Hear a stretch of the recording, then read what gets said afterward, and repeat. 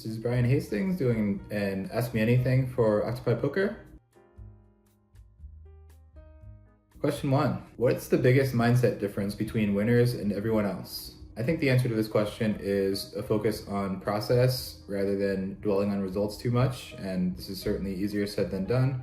But I think the pros with the sharpest mindsets are people who are able to really not dwell too much on short-term results. Of course, part of this comes with just building confidence in your game itself and then not having too many doubts when a play goes wrong or go on a downswing or whatnot. But yeah, I think there's also just a conscious shift in just understanding the variance of poker and being able to really just channel everything into if something's not going well, just working on that rather than having this just doubt and just a woe is me attitude. Certainly is something you'll see commonly from people with not as sharp mindsets. Just can you believe I lost kings against jacks in this spot? Yeah, we all think that some, but I think it's also important to just kind of channel things productively and realize that variance is part of the game, and to focus on what we can control, which is the process of working on our games, getting better, and just showing up and trying to play our A game as much as possible. What separates someone who cashes often from someone who wins tournaments? I think the biggest answer is aggression. I think the typical player, of course, Alan Kessler, I feel like is the stereotype here, but someone who is able to cash a lot of tournaments but not have a lot of wins or top 3 finishes. Yeah, there's a strategy that kind of minimizes the risk of going bust at any given point, which, in that one hand, reduces the risk of ruin as low as possible, perhaps. But of course, in a tournament, you're gonna have to keep playing future hands, blinds are gonna go up, other people are going to build some stacks. So it can also be, in a way, more volatile to your stack to just sit around and not make moves when you start dwindling a bit. And then, of course, then you find yourself with, 7 big blinds and make a standard shove and lose a 60-40. And then, it's like, oh, well, so part of that, yeah, you did get unlucky on the last hand, but we kind of also made our own luck by falling down to 7 big blinds in the first place when maybe we could have taken some spots. And of course, sometimes you are just going to drift down to 7 big blinds and there's not really a whole lot you can do about it. But I think the players who are getting deep, winning, final tabling, making top 3s, are looking for the spots always, and yeah, just trying to actively make their situation better by taking more, not even marginal spots. They can be marginal, but just kind of always being on the lookout for spots to take. Maybe a bluff opportunity when we defend our big blind and the flop goes check that maybe some players take, some players don't, or a late 3-bet spot from the small blind against an active hijack. Yeah, and I think earlier in my tournament career, I definitely was guilty of missing some of these spots, and I'm sure I'm missing some now still, but worked pretty hard myself on missing a lot fewer of them, and I think it's helped my results quite a bit. Which skills matter most for beating MTTs in today's games? So I think, of course, live and online are sort of different avenues or arenas for this, but and just different stakes, different player pools. But I think it's a combination of being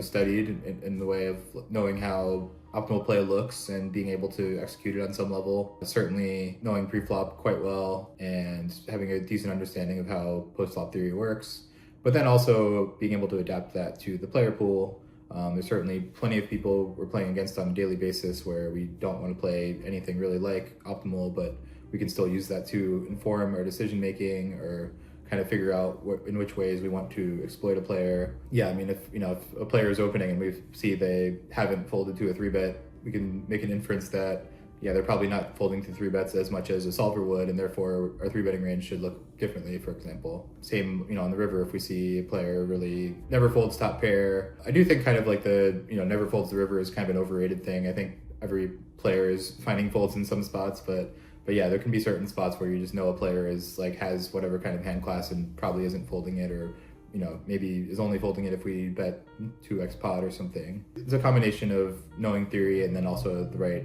exploits and understanding just the right adjustments to make against various types of players. What is your process for in-game decision making? I think a few things. So yeah, I definitely do study the game a good amount myself, and I think my process is first informed by theory, kind of like I was alluding to in the last question. But then I'm also trying to think of what other factors are going on. Certainly what stage of the tournament it is, what kind of opponent is this? What kind of history do we have together? I also do personally randomize, so that's a factor in my decision-making process, although just a factor. By and large, we should focus on mostly making our decisions for ourselves and not letting them fall. But certainly there are lots of mixed actions in poker, and I think randomizing is a viable thing to do. Yeah, I mean, there's a lot of factors that go into decisions, but yeah, I think just coming from a background of theory first and just understanding how I think the hand is generally supposed to play, thinking about my range and my opponent's range. Yeah, I mean, commonly I think just one thing that came to mind here is thinking of spots where you might find like a bluff that's not natural, because this is kind of a board where like a lot of the natural bluffs got there. Like maybe a natural bluff on the flop would have been a draw, and then all the draws completed. So then we think, where are we in our range? And like maybe now we want to turn bottom pair or fourth pair or something into a bluff. Yeah, just always kind of thinking about those factors, like where each player is at in his range, who has a range advantage, who has a nut advantage, and also just like how I think my opponent will react to given actions as well. What's one piece of advice you wish someone told you when you started, and why? Ooh, this is a tough question. I mean, I've been playing for about 20 years now, so yeah, it's hard to even think back. And of course, the poker economy was so different when I first started, and the player pool and all that. I mean, I think maybe just always making sure to collaborate, and just the benefits of having a good solid friend group, and yeah, just people to constantly be kind of bouncing ideas off of. And at some points in my career, I've been pretty consistent and good at this. At other points, certainly depending on kind of where my own mental health and such were at, maybe not as good. So, but yeah, I think there is like a huge benefit of just always kind of trying to find sharp minds who are playing similar games to you and having a dialogue, bouncing ideas, helping each other improve.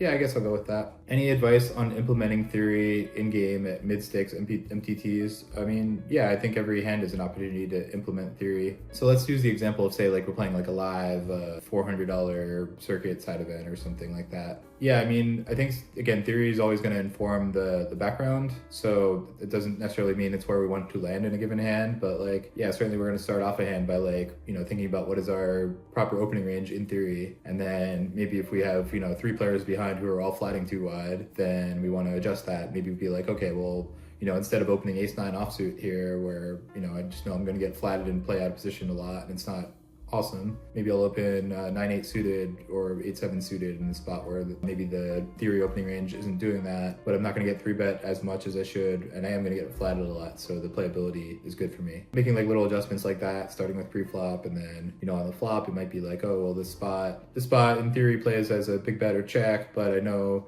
if I bet small, my opponent is not going to raise enough and is also going to overfold to the small bet. So yeah, I might just deviate from theory and just play a high frequency small bet instead. But yeah, in any case, like theory is just kind of always like informing my process anyway.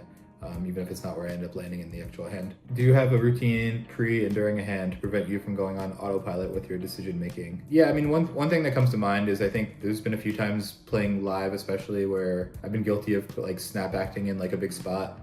Like someone makes an action and I kind of just like very quickly make what I think is the right play, only to second guess that later. So I've started consciously implementing in any non-trivial spot, like take at least 5 to 10 seconds just to think about something, even if it seems obvious to me at first. Just have that kind of like safeguard to force myself to think a little bit, to make sure, oh, is this really as obvious as I think? Maybe it's not. Even my bust hand of the main event this past year was an example of that. I mean, I 3-bet ace queen against a very loose aggressive player, or very loose anyway, somewhat aggressive. Flop was, I believe, 10-7-5 two-tone, and then the turn an offsuit queen, and I bet the turn for like a GO2-ish size, like a B66 or something with similar behind, and my opponent quickly check shoved, and to my credit this time, I didn't snap call. I did ultimately call and was drawing dead against the set, but I forced myself to take 30 seconds just to be like, oh, can I consider folding this? And I think the answer is, yeah, in that case it's a consideration, but it would be a very hard exploit, and yeah, ultimately I'm not like mad at my decision there. It's a frustrating result, but that was a very salient example for me of using that new process live to just make sure I don't snap do anything. So I'm glad, even if ultimately I did end up making the same decision in this instance and it didn't work out, I did take the extra time to really actually think about it, even if it seemed obvious to me in the moment. Nice to see you in the LA attorney streets, bud, playing WSOP Circuit at Commerce by Jeremy Hamey. Yes, so this already happened. Did not see you there, Jeremy, unfortunately. I did only play the circuit main, and I fired 4 bullets in 2 flights and didn't make day 2, so hope it went better for you in the circuit. That's all I had to play. My next live poker will be at the Win coming up soon, so during the December series. All right, thanks everyone. Hope you enjoyed this, and good luck at the tables.